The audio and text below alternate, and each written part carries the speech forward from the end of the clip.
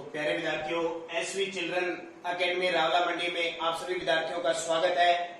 और विषय सामाजिक की बात करें तो आपका कक्षा 6 और अध्याय पहला क्या, कब, कहां और कैसे हमारा चल रहा है। और ये भाग नंबर 2 यानी पार्ट 2। पहले एक वीडियो दे दिया मैंने आपको और आपको बताया था कैसे क्या हुआ, कैसे माना हुआ, सारी बातें बताई थी। आज हम बात करते हैं हमारे देश का नाम कैसे पड़ा। आज हमारे देश का नाम क्या है? हम कहते हैं ना भारत, तो भारत के अन्य नाम क्या है? इंडिया, और हम कहते हैं हिंदुस्तान। ये नाम कैसे पड़े? हिंदुस्तान तो नाम कैसे पड़ा है? क्योंकि हमारे देश में ज्यादा क्या है? हिंदू है। क्या है? हिंदू है, इस कारण पड़ा। इंडिया नाम कैसे पड़ा? तो देखो, इंडिया शब्द इंडस से निकला है। इंडिया शब्द इंडस से निकला है, जिसे संस्कृत में क्या कहते हैं? सिंधु कहा जाता है। जिसे संस्कृत में सिंधु कहा जाता है। सिंधु नदी बहती है, ध्यान रखना। हमारा जो राज्य है ना जम्मू कश्मीर है, पाकिस्तान में जाती है सिंधु नदी। सिंधु नदी को पहले क्या कहते थे? इंडस। और इंडस कहते कहते हमारे भारत का नाम क्या पड़ गया? अंग्रेजी में इंडिया पड़ गया। ठीक है, इंडिया। जैसे आप लिखते हो ना INDIA, इंडिया, ऐसे लिखते हो ना, ये इंडिया हो गया हमारा भारत। अब देखो भारत नाम क्यों पड़ा? क्योंकि भरत नाम की जातियां रहती थी। तो भारत नाम का प्रयोग उत्तर पश्चिम में रहने वाले लोगों के एक समूह के लिए किया जाता था। यानी एक भरत नाम का राजा था, उसका एक समूह रहता था। कहाँ पे? उत्तर पश्चिम। ठीक है, उत्तर पश्चिम में रहते थे। इसका उल्लेख मिलता है ऋग्वेद में मिलता है। ये ऋग्वेद क्या है? हमारे प्राचीन ग्रंथ है 4। कितने ग्रंथ? 4। ऋग्वेद, सामवेद, यजुर्वेद और अथर्ववेद। तो इस भरत नाम के समूह की जानकारी हमें कहाँ मिलती है? ऋग्वेद में मिलती है। फिर देखो, अतीत के बारे में कैसे जाने? अतीत के बारे में कैसे जाने का मतलब पहले प्राचीन समय के बारे में हम कैसे जान सकते हैं? आज से 100 साल पहले, 200 साल पहले कैसे मानव रहता था, क्या करता था, क्या खाता था, कैसे रीति रिवाज थे, उनके बारे में। तो देखो, अंग्रेजी में पांडुलिपि के लिए, पांडुलिपि मैंने आपको कल की वीडियो में बताया था ना, पांडुलिपि का मतलब होता है हाथ से लिखना। जो आप अपनी कॉपी में लिखते हो ना, वो आपकी कौन सी लिपि है? पांडुलिपि। के लिए प्रयुक्त होने वाला मैन्युस्क्रिप्ट शब्द। ठीक है, पांडुलिपि के लिए अंग्रेजी में क्या कहते हैं? मैन्युस्क्रिप्ट शब्द लैटिन शब्द मेन्यू, जिसका अर्थ है हाथ। मेन्यू जिसका अर्थ क्या है? हाथ से निकला है। यानी पांडु को अंग्रेजी में मैन्युस्क्रिप्ट शब्द, लैटिन भाषा के मेन्यू जिसका अर्थ है हाथ से निकला है। ये पांडुलिपियां ताड़ पत्थर पर, ध्यान रखना, ताड़ के वृक्ष होते हैं। जैसे, ठीक है, मैं यहाँ पे आपको बना के दिखाता हूँ।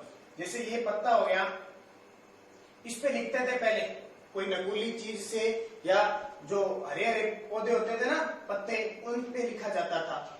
फिर क्या हुआ? लिख दिया। फिर और सारी वस्तुएं, जैसे और वृक्षों के पत्ते, हमारा जो हिमालय पर्वत है वहां खूब सारी पेड़ पौधे मिलते थे, वहां के पत्तों को सुखाकर भोजपत्र पर लिखी जाती थी, हाथ से लिखते थे। अब यहाँ लिख दिया। अब क्या हुआ? मानो आज हमने पत्ता लिख दिया, बहुत साल तक पड़े रहे, हमारे घरों में पत्ता रख दें तो वो क्या खराब हो जाएगा ना?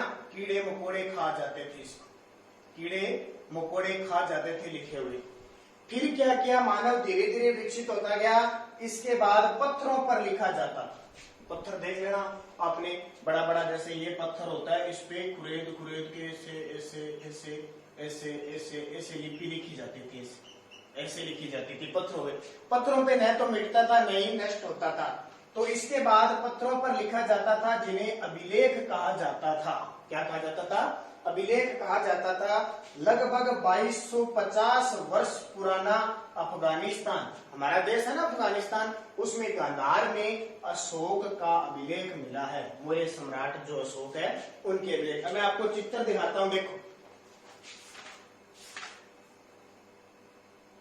ये देखो, ताड़ के पत्तों पर लिखे हुए, देखो ऐसे लिखे हुए, ताड़ के पत्तों पर ऐसे लिखे जाते थे और इनको पढ़ा नहीं जाता था। और ये है पत्थर पर लिखा हुआ। ये कहाँ पे है? पत्थर पर लिखा हुआ है। ये देखो पत्थर पे लिखा हुआ, ये ताड़ के पत्थर, ऐसे लिखते थे पहले। जैसे आज हम किताबों में लिखते हैं ना, ऐसे मशीनों से छपती है, तो पहले ये हाथ से लिखते थे सारी चीजें। तो ये याद रखना है आपको, कैसे इसको वर्णित करना है। ठीक है, आप साथ साथ में पढ़ते जा रहे हो ना, रोज पढ़ा करो, अपनी किताब में से भी कुछ पढ़ा करो। तो ये देश का नाम कैसे पड़ा, हमारे पहले अतीत कैसे थे, और जो पत्ते हुआ करते थे ना, उन पत्तों को क्या कीड़े मकोड़े खा जाते थे, इसलिए क्या हुआ, फिर जो इतिहासकार है वो पत्थर पर लिखने लगे बहुत सारे, और उन पत्थर को लिखने वालों को क्या कहते थे, अभिलेख कहा जाता था। अब देखो क्या क्या कठिनाइयां आई, इनको लिखने में क्या क्या कठिनाइयां आई, कठिनाइयां। ठीक है, अब आजकल ऐसे तो है, किताब के अंदर एक दुकान से पेन ले आए, पेन से लिए और लिख लिया और साफ कर लिया। जो पहले एक बार लिख दिया जाता था, या तो अगर वो खराब हो जाता था उसको फेंका जाता था, या बहुत मुश्किल से उनमें लिखा जाता था।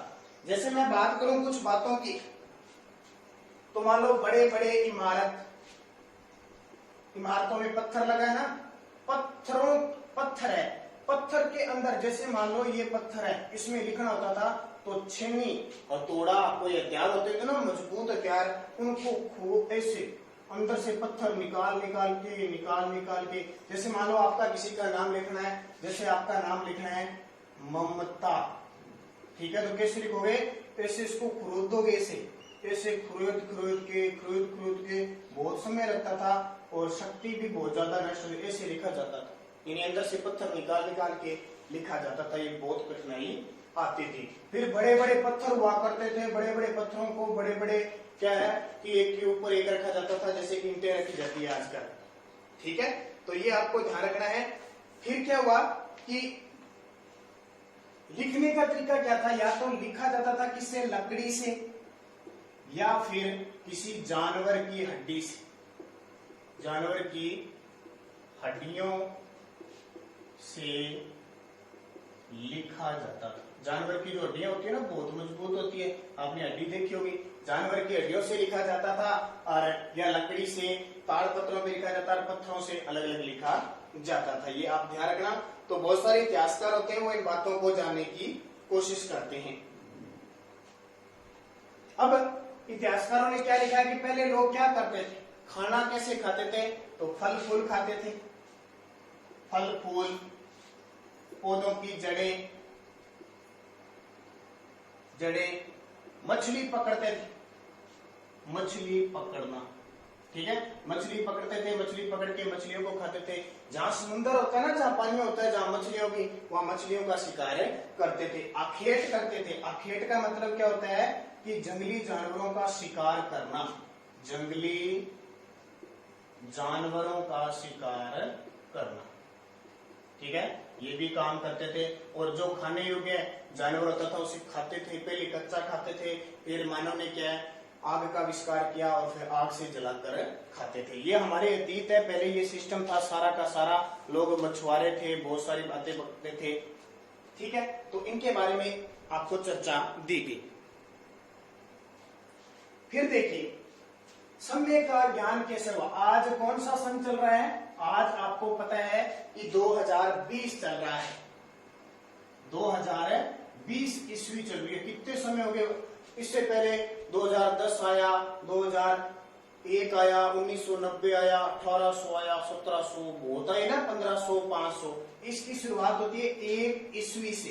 कब से स्टार्ट हुई, अब ये 1 ईस्वी कहां से, 1 ईस्वी कहां से आई, तो आपको याद रखना है 1 ईस्वी ईसा मसीह के जन्म से मानी गई। ईसा मसीह का नाम सुना है ना आपने, ईसा मसीह का जन्म यहां से हुआ था, और हमारा कैलेंडर बन गया ग्रिगोरियन कैलेंडर कहते हैं। आज घरों में जो कैलेंडर लगा है ना आपके, वहां 1 ईस्वी से स्टार्ट होता है। अब कौन सी चल रही है, 2020। अब देखो 1 ईस्वी से 2020 के बीच कितना काम हुआ, कितने साल बीत गए, अलग अलग काम हुआ ना।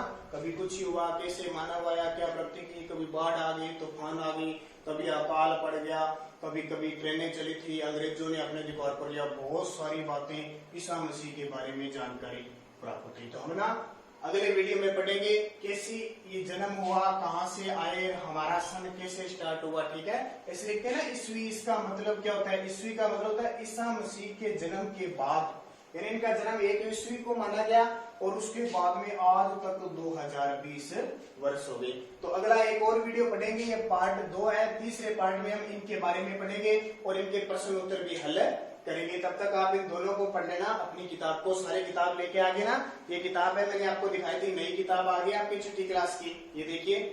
ठीक है, तो ये किताब जिसने नहीं खरीदी है वो बाजार में किताबें मिल रही है, वो ले लेना।